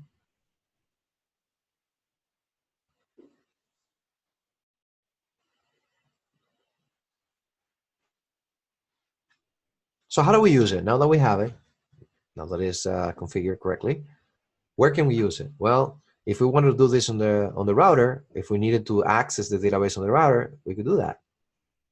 Only that instead, we're gonna do one more thing, and then I'm gonna let you go and do everything, right? The first one is, I'm gonna generate a new file here because I wanna have the data access information abstracted away from my routes. So I wanna have something else that is in charge of talking to the database, and then my routes is gonna talk to that file, okay? You could call this a data access layer, like a layer that is gonna be in charge of accessing the database. I'm gonna call this tracks model.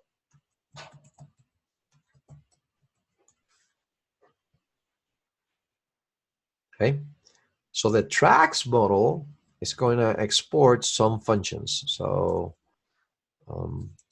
module.exports, it's going to export an object, and this file is the one that needs to know about the database, not the router. So this file needs to import this config file. So in here I'm going to say rem bring me my DB by importing, and this is inside of the tracks model. So I'm going to get out of there, go into the data, and bring me the DB config.js.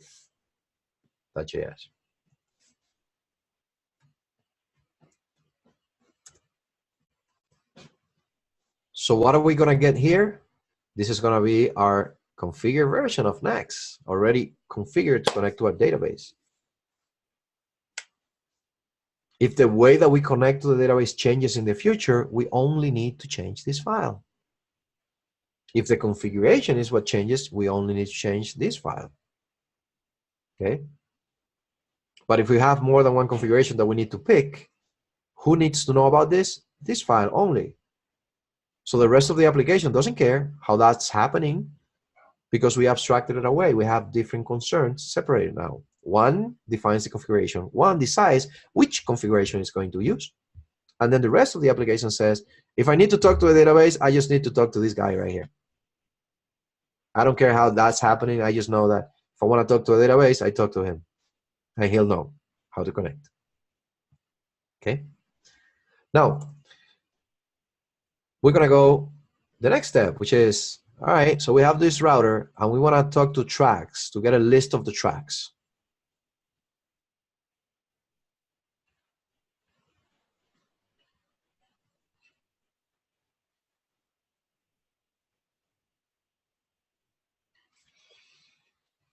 So we have a couple of questions I want to address before I continue. Why does it have to be development? Well, because what you are exporting out of this file is an object, this object right here, right? And this object has a development key in it. This is what you export. You export the outer object.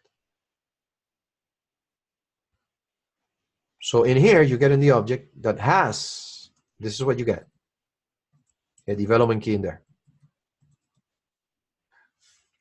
This development key. So we need to drill in and say, hey, grab me that development key so that you could get the actual configuration object, which is in here. And the reason for that is later you're going to have, let's say, testing. And you can have another configuration object for testing, and then you may have another one for production. And depending on where you are, you're going to pick one or the other. This is why I said this only defines the configuration. That's the concern. But then this DB file is the one that says, which configuration am I going to pick? So who's going to make that decision when we deploy to Heroku and decide that we want to use the production connection instead? This file is the only one that needs to change. He's the one that makes the decision. Do I grab development or do I grab production? So you could see how we could go and say, if the process, that EMB is a particular value that we have defined on Heroku, then I'm going to grab the production key. Otherwise, I'll be grabbing the development key. So this is where you make that decision. Which key from the configuration am I going to grab? At this point, because we bring complexity slowly, at this point we have only one configuration, but we need to go and grab it. So this is why the development key. Make sense? Will? I don't see your camera on, so I don't know if you're saying or it's not Will, it's Adam. Yeah.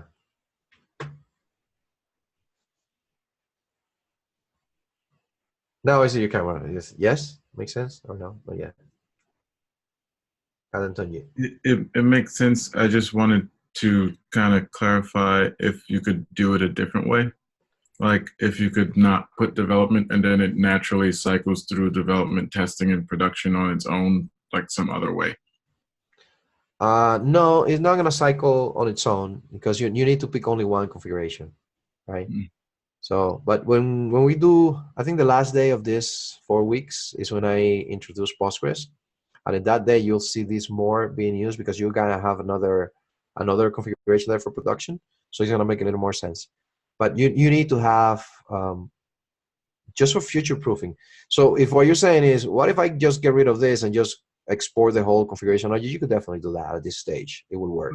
Not that. I meant like if you see where it's const db equals next, like if you took that out, could you put something else there that it'll just read the next file, and then I guess once you get to the next stage in production, it just moves on its own instead of you having to put development or testing or something every time? No, but it needs to have a value. I understand now.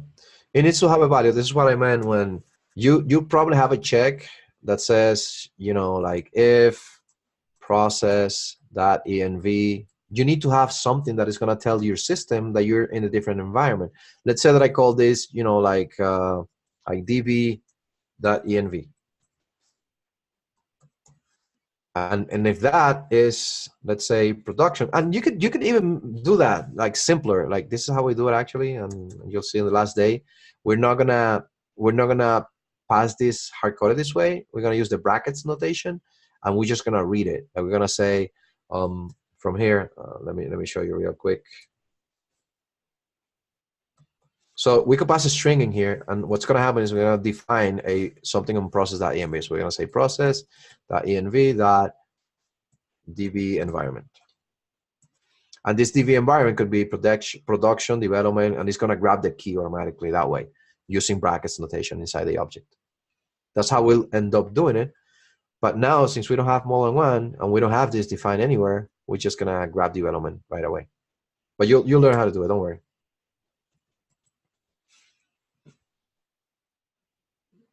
But the decision of which configuration to pick is gotta be somewhere. So we're gonna have it as an environment variable that we use for that. That's how we'll fix it.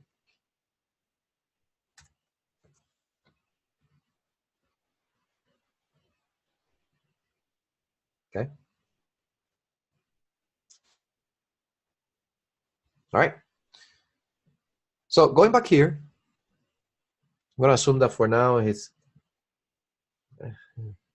not the full response that you wanted, but at least for now, you know that, yeah, we're gonna do it this way for now. And then later, we're gonna see how can we switch environments, don't worry.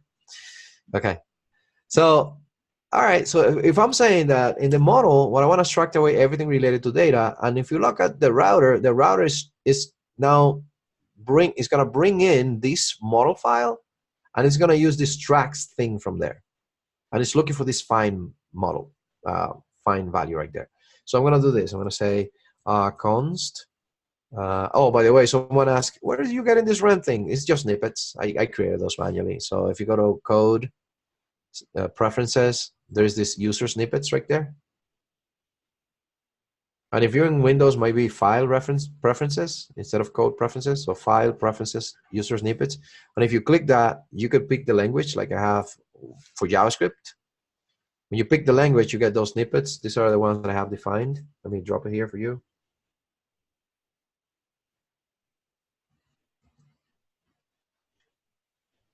So every time a file is detected as being JavaScript, you're gonna have these snippets available if you add them there.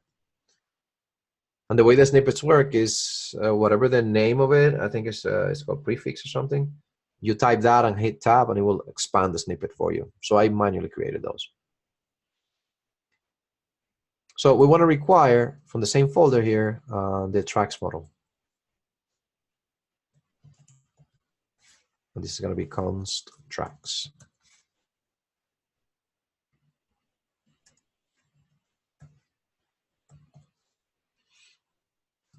Save that.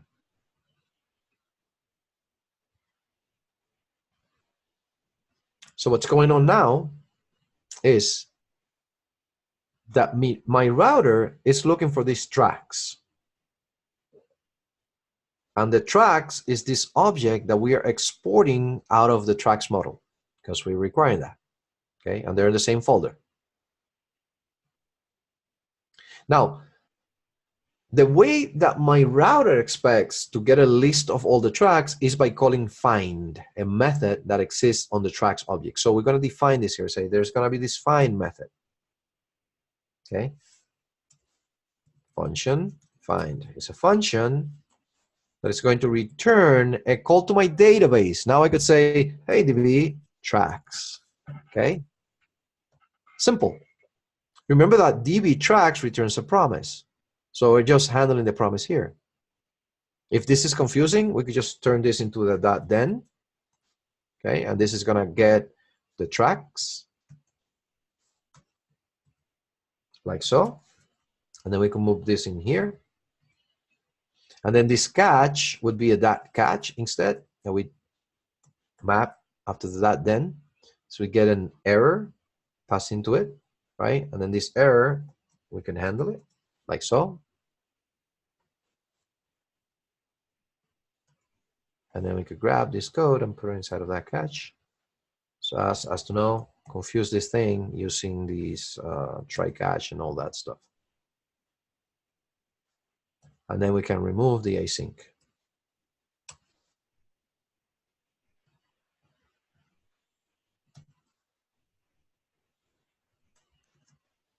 If that's what it looks like. And we have this away. Yeah. So instead of doing that, we'll just call tracks and call it. Thank you. There you go.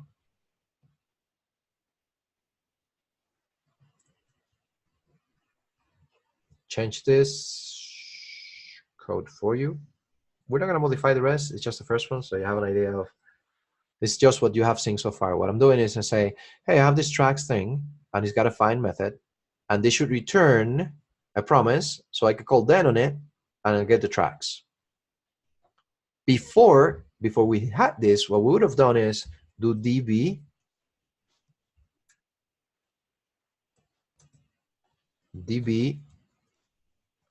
tracks and then call then on this.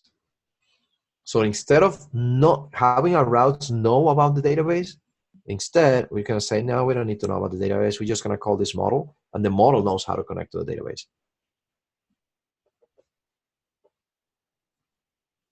So in theory, we should be able to go to slash, see what the server is configured like, /API/tracks, do a get. That's going to come to our router, execute this. This is going to run our tracks model here, run the find method, and then return the tracks. Let's go try it out. Man, before we do that, let's run the server, yarn server. Did we break anything? It says that it's running on port 5000. Let's see if that's true.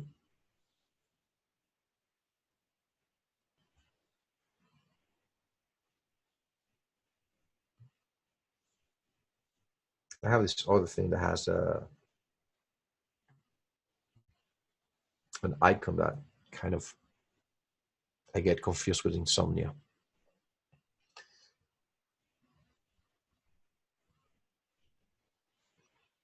Okay, so that's gonna be 2 tracks instead. Tracks and empty array, success. Okay, that is success. So I haven't seen any data yet. Cool. So what would be next for you? Well, the next thing would be to implement all of the other functions that we need here, like the find by ID, the add, right? Those methods should be implemented in the model. Of course, that's gonna be a lot of code that we need to implement. So we could just do this. We could just Just go in here. And hopefully that will not break anything in that data.config. Okay. So this is what would happen. You would go and implement all of the code. Like find by ID would be, okay, return DB tracks where ID, well, ID, return the first. So you could use it on this side. And then I wanted to add something. Well, DB tracks insert. And then you have this ID that we're returning. When we grab it, we destructure that out of there and then return find by ID. And then we have the update and the remove. So the code that we used to have here on the router is now gonna, since it's related to database, not the routing itself, it's gonna be now in this model file.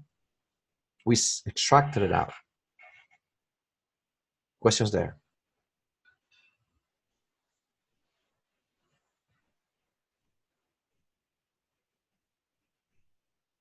Which means that now our routing can concentrate on interacting with the user, and that's it. Doesn't need to know about how the database code works. Doesn't need to know about wheres or first, none of that. Because this may change. Later, we may change to Mongo, and then the model is going to talk to a Mongo database, and the code is going to be different. But our routers, they don't care. As long as you're still getting the same data, you're calling the same function. If I call find and get the tracks, I don't care where it's coming from. Okay? And that would be what the router would say. Questions there?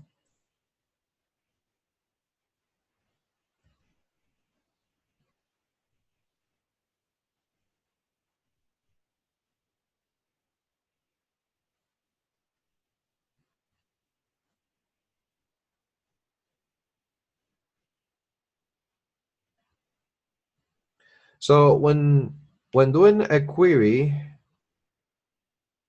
where the result is an object that has like a collection inside, so that you know that you have to join different tables, do I do two queries or do I do like a join and then map it on the client?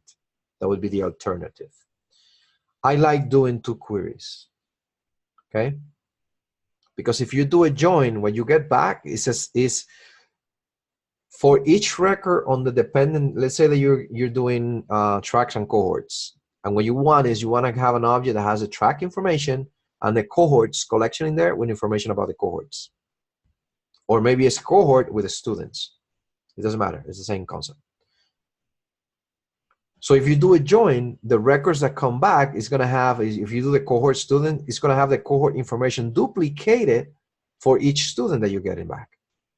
And then on the client, you have to reduce over that to assemble the object that you want.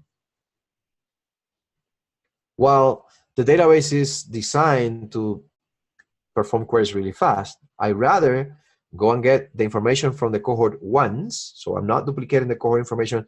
Let's say that the cohort has 60 students. You would have the information about the cohort on a join duplicated on the 60 rows. So instead, I go and get only one row. And once I have that, I say, now give me the information for the cohorts for this particular, you know, the students for this particular cohort. I just add it to the object, and that's it. So I normally default to having multiple queries to the database to do something like that. Okay. And the question is, if I wanted to have like const, let's say a cohort coming back, and I want it to look like this, you know, data of cohort, but then have also a collection of students that is an array, and then it's going to have a collection of, you know, set of students in there.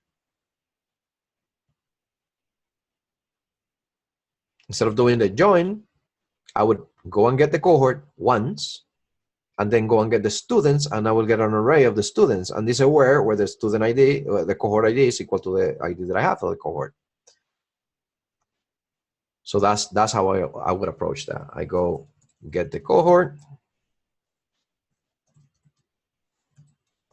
and then get the students for the cohort, and then do this. Say cohort dot students equals the students that I got, the array. This is at that point, it's a simple JavaScript object. That's what I would do. Can you do it differently? Yeah, you could do a join and then reduce, but then that would happen on the client. The database is way more efficient, and you're sending a lot less data this way. Instead of repeating 60 times the data for the cohort, you're not. It's just once. That's it. It's a lot more performant and faster, and the database is doing the work of filtering and all that instead of us having to do it.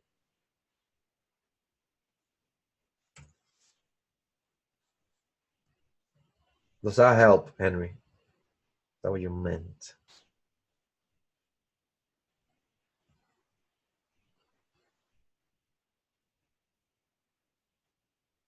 So security, how does this affect security? Well, if you're always using, for the database connection like we are here, you're using the API provided by Next, you're not going to run into any problems. They already take care of that as much as they can. Now, there is a way for you to run raw SQL statements directly using Connects, raw, and a lot of the methods have a raw function. Whenever you're doing that, you should always use bindings. So you never do concatenation because you run into a security problem called SQL injection. So do a quick search on SQL injection to see which how you run into that problem. But it's always when you're trying to concatenate strings to dynamically create a query. You don't need to do that here. Okay? You can just use the JavaScript API. But then Next says if you have a really complex query and you want to do that manually, instead of concatenating strings, you can have like the same way that you have as template leaders, something similar to that, where you have those bindings in there. So there is a way, it's all in the documentation. So it's as secure as you can get it, right? That's right, that's my point.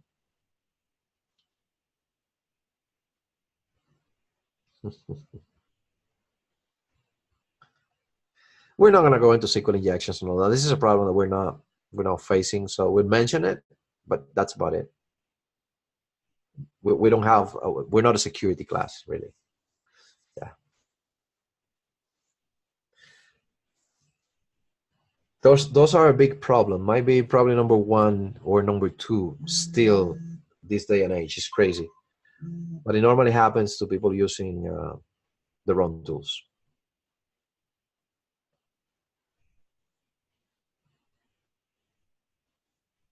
Okay. By the way, we talk about security next week, so it's good that you're thinking about that. Good job. All right, questions, because we are past the hour. I am giving you this code. Remember, I didn't have you like follow along with it because it's the code that we had yesterday. We'll do this to break it apart a little bit to give you a better structure for your project.